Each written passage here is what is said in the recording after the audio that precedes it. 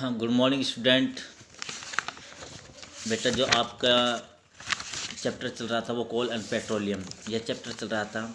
तो last video में मैंने आपको रस्टिंग ऑफ आयरन के बारे में डिस्कस किया था, और कैसे और क्या क्या इसके कंडीशन होती है रस्टिंग की, क्या क्या कंडीशन की आवश्यकता होती है नेसेसरी, और फिर उसके बारे में कि कैसे हमें जो हमारे आयरन है कैसे हम उसको प्रिवेंट करें रस्ट से। तो बेटा, अब नेक्स्ट टॉपिक है हमारा क्रिस्टलाइजेशन। तो क्रिस्टलाइजेशन का मतलब होता है बेटा जो अपना क्रिस्टलीकरण होता है, जो क्रिस्टलीकरण। तो ये क्या है बेटा क्रिस्टलाइजेशन? ये क्या एक प्रोसेस है हॉट कूलिंग करने पर, और जो हमारा कंसनट्रेटेड सॉल्यूशन होता है, कंसनट्रेटेड सॉल्यूशन मीन्स बेटा अपना जो गाढ़ा सॉल्यूशन होता है, जो गाढ़ा सॉल्यूशन होता है उसको बोलते हैं हम concentrated solution. Concentrated solution means घोल जो होता है। तो क्या है कि जो सब्सटेंस का जो हमारे गाढ़ा सॉल्यूशन होता है, तो क्या है कि उससे हम बेटा हम क्रिस्टल ऑब्टेन करते हैं, और जिसको हम क्या कहते हैं क्रिस्टलाइजेशन। तो बेटा क्या है कि the process of cooling a hot concentrated solution a substance of a substance to obtain crystals is called crystallization. तो क्या है कि बेटा ये जो हमारा सब्सटेंस का जो गाढ़ा सॉल्यूशन है, गर्म सॉल्यूशन है, उसको क्या करते हैं कूल करते हैं, और उससे हम क्या गेट अप करते हैं, क्या ऑब्टेन करते हैं, वो हम क्रिस्टल ऑब्टेन करते हैं, जिसको हम क्या कहते हैं क्रिस्टलाइजेशन कहते हैं। जो ये जो क्रिस्टल ऑब्टेन करने की जो प्रक्रिया है उसको हम क्रिस्टलाइजेशन कहते हैं या क्रिस्टलीकरण कहते हैं बेटा। ठीक है बेटा। अब क्या है कि जो हमारे जो क्रिस्टलीकरण की जो प्रोसेस है, द प्रोसेस ऑफ क्रिस्टलीकरण is said to obtain large crystal of pure solid substance from impure solid substance.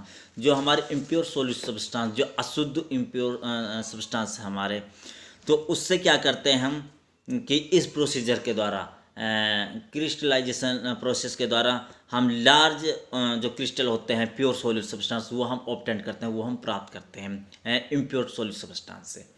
ठीक है बेटा। अब क्या है कि जो हमारे जो इम्प्योर्ड जो सॉलिड सब्सटेंस होते हैं, जो अशुद्ध कठोर सब्सटेंस पदार्थ होते हैं, ये क्या होता है, ये बेटा हमारे इसकी की टू इम्प्योरिटीज होती हैं। टू कितनी इम्प्योरिटीज होती हैं बेटा? टू इम्प्योरिटीज होती हैं, टू टाइप ऑफ इम्प्योरिटीज और इंसोल्युबल इम्प्योरिटीज। नंबर 1 तो इंसोल्युबल इम्प्योरिटीज, और नंबर 2 सोल्युबल। तो इंसोल्युबल का मतलब इम्प्योरिटीज, इंसोल्युबल का मतलब बेटा अघुलनशील, जो घुलता नहीं है, और सोल्युबल मतलब जो घुलनशील है, जो घुल जाता है बेटा। ठीक है, ये तो हो गया है। अब क्या होता है कि बेटा जो हमारा इम्प्योर जो इंसोल्युबल इम्प्योरिटी होती है, तो वो क्या करते हैं हम are remove by filtering its solution. जो हमारा सॉल्यूशन है, इसके सॉल्यूशन में जो हमारी इम्प्योरिटी है उसको हम क्या करते हैं रिमूव कर देते हैं, हटा कर देते हैं। इसके सॉल्यूशन में, सॉल्यूशन से जो इम्प्योरिटी है, अशुद्धता है, जो उसको हम रिमूव कर देते हैं, हटा देते हैं। ठीक है बेटा, चेंज कर देते हैं, जिसको क्या कहता है हम बेटा उसको ये होती है हमारी इंसोल्युबल इम्प्योरिटी। और जबकि जो सोल्युबल इम्प्योरिटीज होती हैं बेटा हमारी, सोल्युबल इम्प्योरिटीज में क्या होता है कि इसमें हम बेटा soluble impurity get remove during crystallization. तो इसमें क्या है कि जो सोल्युबल इम्प्योरिटी वो हम गेट करते हैं और रिमूव करते हैं किस प्रोसीजर के दौरान? ड्यूरिंग क्रिस्टलाइजेशन के दौरान कि हम क्या करते हैं, इसको रिमूव कर देते हैं। तो ये सोल्युबल इम्प्योरिटी गेट, ठीक है, प्राप्त कर लेते हैं।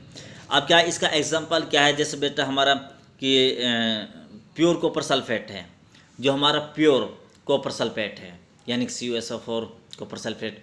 तो इसमें क्या है कि can be obtain from the impure sample of copper sulphate powder.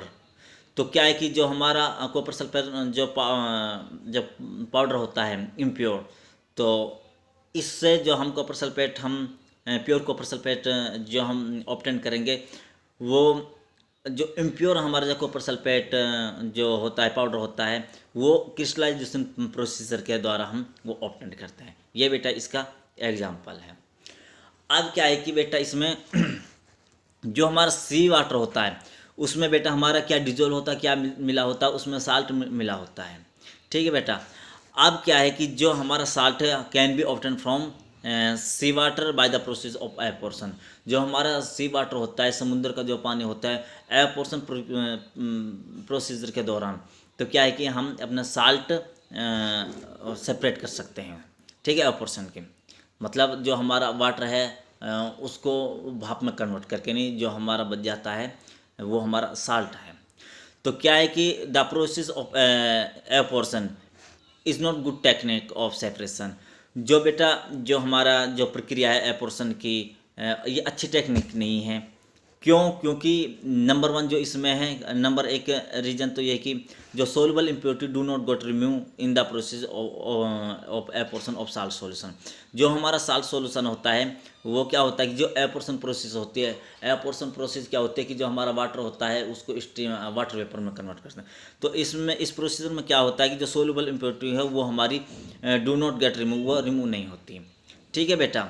और जो salt obtain by evaporation is not pure. और जो हम इस प्रोसीजर के दौरान, जो एवपोर्शन के प्रोसेस के दौरान जो हमें साल्ट ऑब्टेन होता है वो बेटा प्योर नहीं होता। नंबर एक रीज़न तो ये। नंबर दो रीज़न क्या है कि जो हमारे क्रिस्टल होते हैं बेटा of salt obtain by the process of evaporation are small हैं, वो छोटे होते हैं। जो हमारे क्या है कि जो एवपोर्शन के प्रोसीजर के दौरान जो हमें क्रिस्टल ऑब्टेन होते हैं वो क्या है कि वो स्मॉल होते हैं।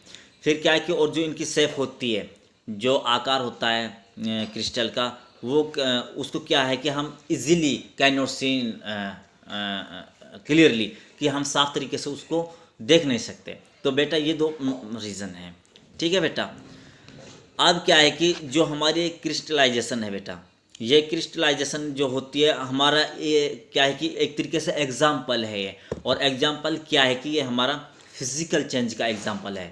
तो फिजिकल चेंज के बारे में मैंने आपको बताया था कि जिसमें ये फिजिकल जो चेंज होता है वो बेटा परमानेंट चेंज नहीं होता।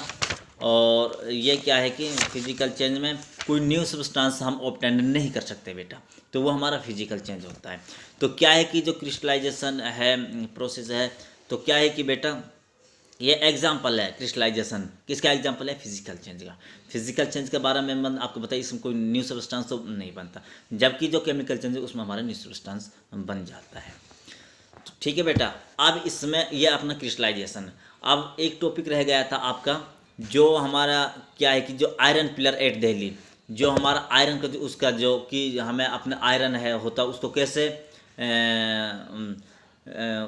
प्रोटेक्ट करते हैं, रस्टिंग से, रस्ट करने से कैसे उसको हम प्रोटेक्ट करते हैं, प्रिवेंट करते हैं। तो इसमें क्या है कि जो हमारा आयरन पिलर है दिल्ली में, ये हमारा कुतुब मीनार है बेटा, जो इसके नज़दीक है, कुतुब मीनार के नज़दीक है जो आयरन जो पिलर है, दिल्ली में है बेटा ये।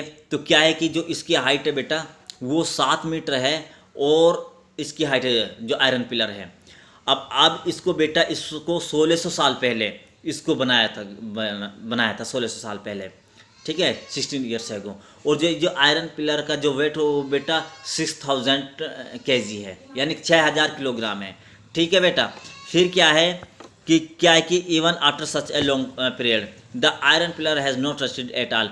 तो इतने 1600 साल से ज़्यादा हो गए और फिर भी बेटा ये हमारा रस्ट नहीं हुआ, इस पर कोई जंग नहीं लगा।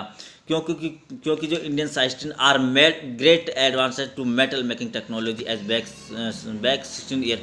तो ये एक बेटा जो मेटल मेकिंग जो टेक्नोलॉजी है, मेटल धातु बनाने की जो प्रक्रिया जो इंडियन साइंटिस्ट ने बड़ी इससे बनाया है, तो उसको बेटा अभी तक उसमें क्या है कि 16 ईयर हो गए। Enable them to this iron pillar having quality of great rust of resistance. तो क्या है कि जो हमारे ये जो पिलर है ये रेजिस्ट करता है, बचाता है रस्ट होने से। तो ये बेटा हमारा ये जो आपका टॉपिक था physical change and chemical change, ये चैप्टर आपका कंप्लीट हो चुका है। ओके बेटा, thank you, have a nice day.